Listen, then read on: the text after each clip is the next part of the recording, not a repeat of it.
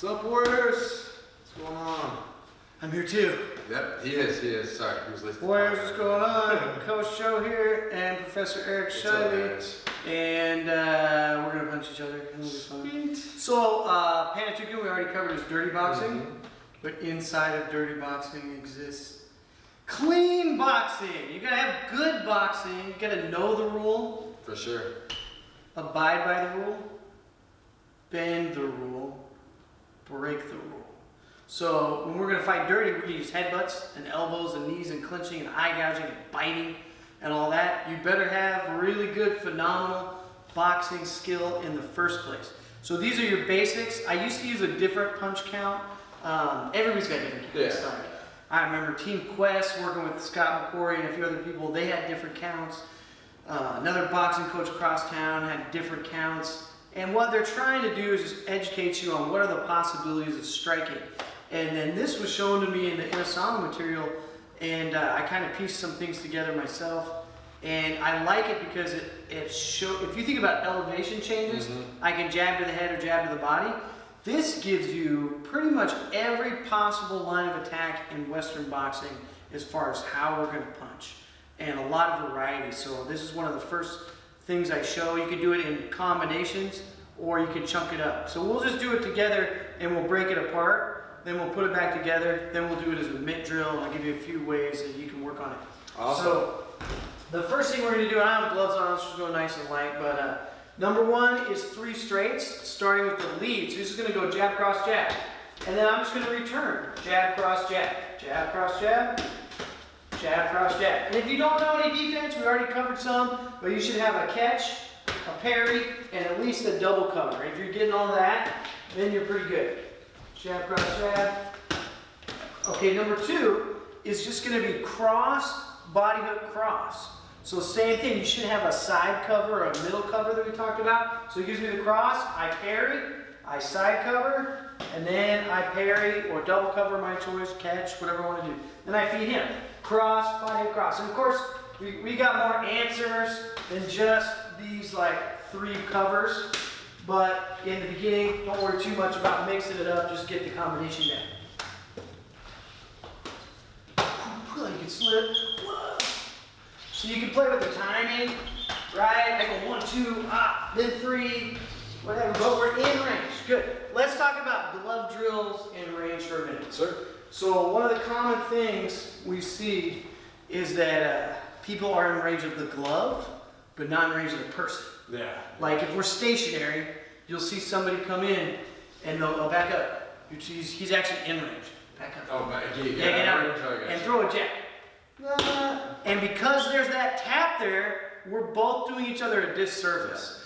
I'm blocking, so I'm giving him the false sense that you're in range. And I remember like there's an MMA fighter that used to come to the school a while ago, and he'd have success against people because they would have that idea of like, oh, this is what a jab is.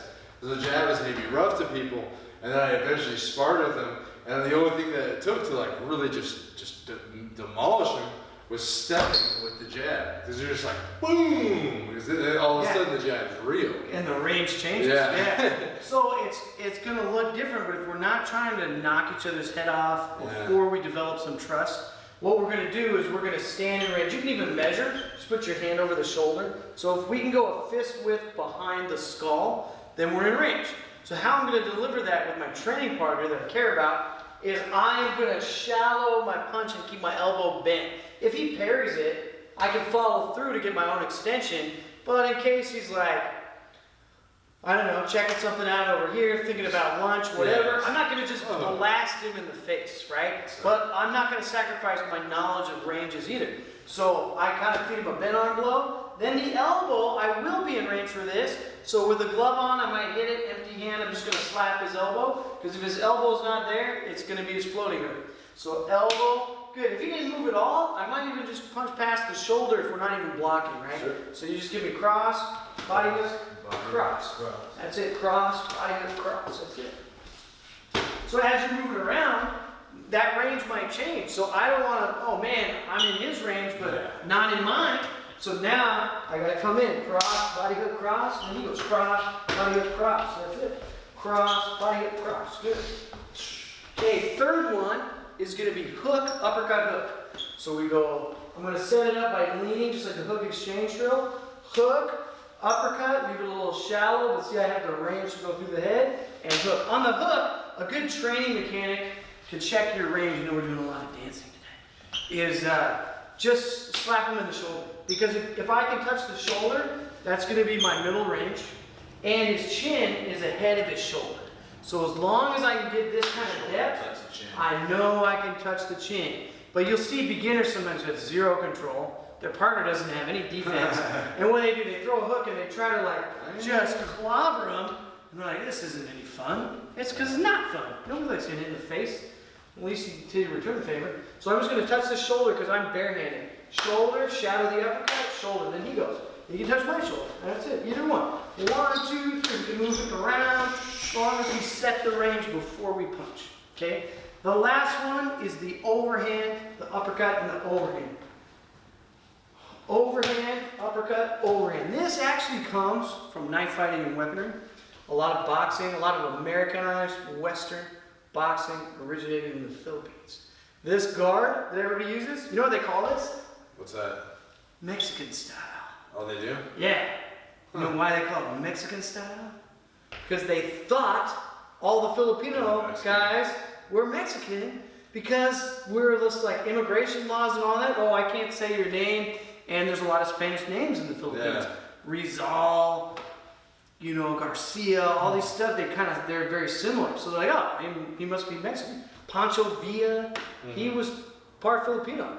But they're like, oh, you're Mexican. And so the reason this guard came about was from the knife. Because if I have 2 blades and I'm doing Marquis of Queensberry here, yeah, it's not a good structure. But if I am Pakal grip here and I cross, that's why the palms started turning over. This actually comes from sword and shield, or sword and buckler. There was a guy, I can never remember his first name. He was a European, and he was the first British boxing champion pre-1900s. Mr. Figs, you can look him up. I can't remember his first name, but Figs was in the military, and they used sword and buckler. So if you look, some of the old pictures are like this. Yeah. Older ones are like this. I'll do it sometime. But he had a sword in this hand and his shield in the other hand.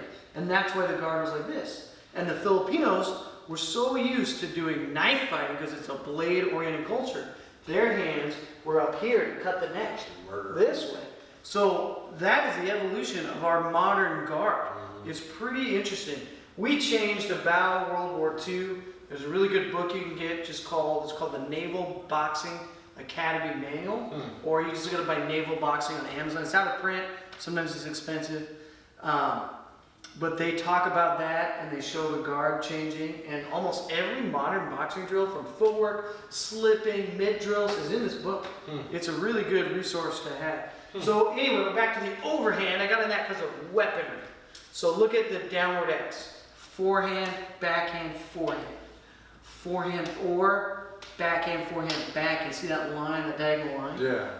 Overhand, uppercut, overhand. Or you go uppercut this way. That's the same line, even though I'm using 2 arms instead of a sword. So that's where it comes from. So when I go here, I'm going to overhand, uppercut, and overhand. And Coach Eric's been doing striking for a long, long time. So he has a really good guard. So he knows if I pillar up, if you feed an overhand, if I pillar up or high cover, you're going to block it all day. So who do you use the overhand on? You can use the overhand on guys. It just all depends. Like the guy, that's it. That's it. So what's most people in MMA, we have a center line guard. They're kind of like here, like this. So if you put your guard up like that, just stand there, don't even move. Look how far away I am from that. Yeah, but look, if I just keep your arms up here. If I punch straight, like we talk about covering center all the time, he's just gonna have something in the way. So if I'm here, now I overhand.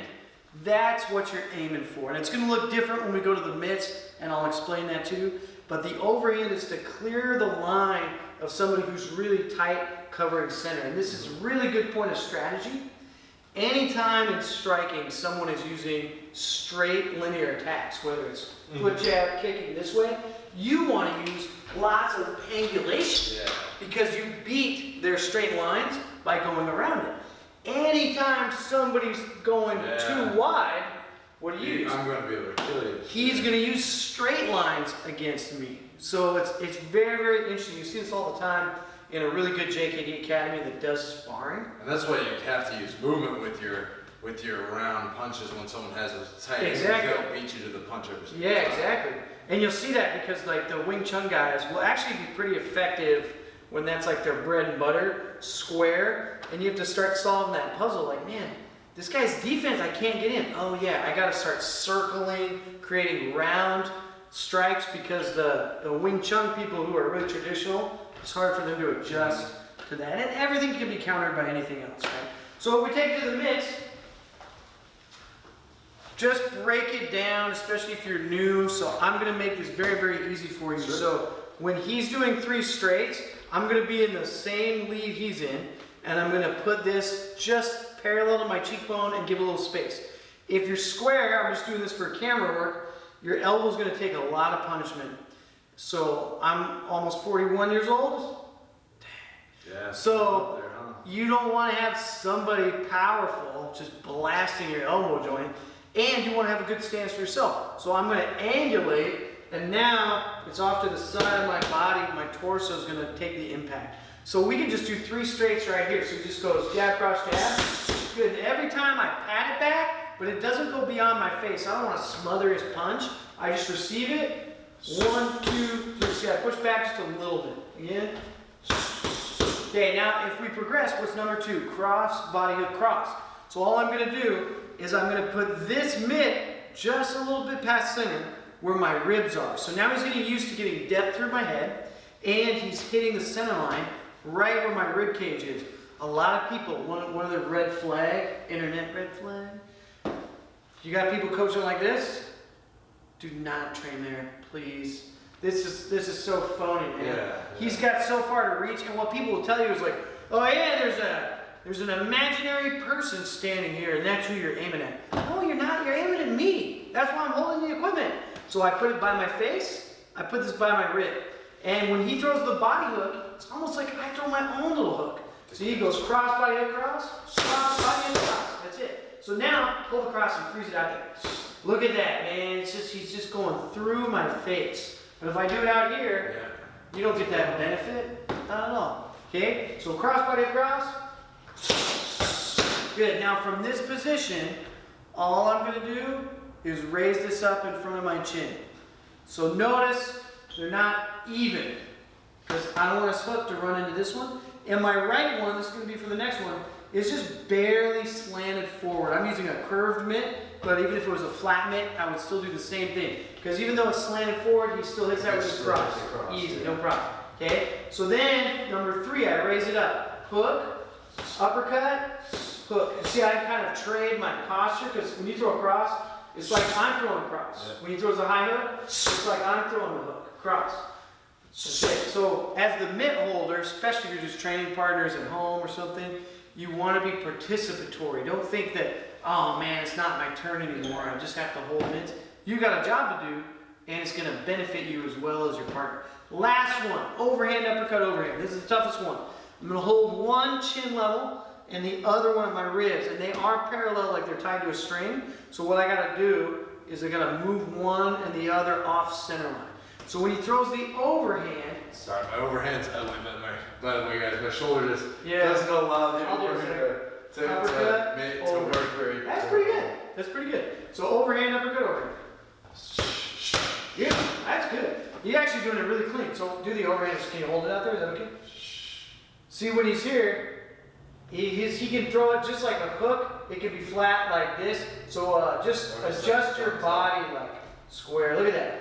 See, it's actually your overhand is the shape of your hook. It's just the target is different. So I come down, but see if I raise up, it's just like a hook. That's the overhand. And again, remember, we train it down here for follow through and the nature of mitt holding. Yeah. But he's really got an easier life when he's hitting me over the jaw like this. For street application, imagine you uppercut me first. Boom, and I'm down here. Oh yeah. Now, yeah, he might use a slap like this, or you might use your forearm. And that's totally okay to do on the mitt too. He could slap or cuff it. Yeah, very heavy. Or he could use his forearm. Yeah. Like you ever try to hit somebody like Joe Frazier? Joe Frazier was always moving. Yeah. So when somebody's doing that, if you throw a straight punch at my head, Yeah, you break your hand. you break your hand and Hard to hit. it's hard to hit. You're like, man, I can't connect to this guy. So if you use your forearm and pin me, now there's struggle. Now he's going to get me to pop up, or he can pin me, knees, uppercut, whatever. He's going to be able to find the target. So sometimes you use the overhand more as a setup too. Okay? Sure. So if we put it all together, first position, just by the face. Second position, body shot comes out. Third position, hook, uppercut, hook to the head. The last one's the only one you got to change. Is overhand, uppercut, overhand, make the X for the line this way. If that's too much, I found that teaching people just doing it in segments, just get the first 3, get the first 6, first 9. Most people stay on the first 9 for a little while till they add the overhand. Or hey, you know what? Just isolate that. Overhand, uppercut, overhand. We're going to do all 3 here real quick. So it's going to go jab, cross, body, hip, cross, hook, uppercut, hook, overhand, uppercut, overhand. And we can do it all like that, beautiful tempo, spot on textbook how you want to do it. He can also wait for my cues. We can add some energy. Like I could jab maybe, and then jab, cross, jab. And then move around. Maybe I don't punch him. Cross, body, hook, cross. And then I hit a little bit, and then hook, uppercut, hook. So now we're moving around. I can kick, overhand, uppercut, overhand, whatever. So you just can mix it up, have freedom with this. Just like everything else, you got to play with it to create strategy. So you don't just have a dead drill, jab, cross, body, hook, cross. But you need that in the beginning. Like if it was our first day in class, no one would be expected to do all that. Hey, just get jab, cross, jab down. Yeah. Just get cross, body, hook, cross down. But over time, you want to add things. For me personally, I like to add 1 or 2 things, so it's not too much, like a piece of footwork or a piece of defense. And then my rule is, if I add too much and it starts to deteriorate and break down, like my form goes back, and let's pull that thing out and go back to the base elements and like refine it. And I try to do it in jiu-jitsu and stuff too, because you can add so much that it's just blows people's I'm like, I'm defending too much, I'm really getting sloppy. Like always form first, then technical speed, power, all that, then strategy, sparring, timing games, but you can always scale back.